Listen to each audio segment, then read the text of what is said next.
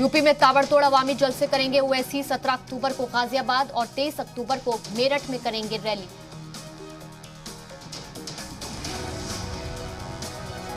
UP के मुजफ्फरनगर में 27 अक्टूबर को होगा असदुद्दीन ओवैसी का अवामी जलसा। सहारनपुर में 31 अक्टूबर को भरेंगे हुंकार। बीजेपी के सबसे सीनियर कारकुन से मिले राजनाथ सिंह। यूपी के कुशीनगर के रहने वाले हैं 106 साल के भुलई भाई। मायावती ने पेट्रोल डीजल की बढ़ती कीमतों को लेकर बोला हमला। ट्वीट कर लिखा, फौरी तौर पर अहम कदम उठाए सरकार।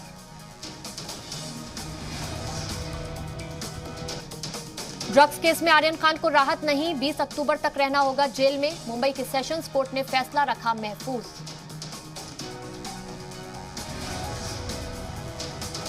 एनसीबी ने कोर्ट में आर्यन खान की जमानत की मुखालफत की। कहा, आर्यन और अरबाज लेने वाले थे ड्रग्स। पहले भी कई बार ड्रग्स ले चुके हैं आर्यन खान।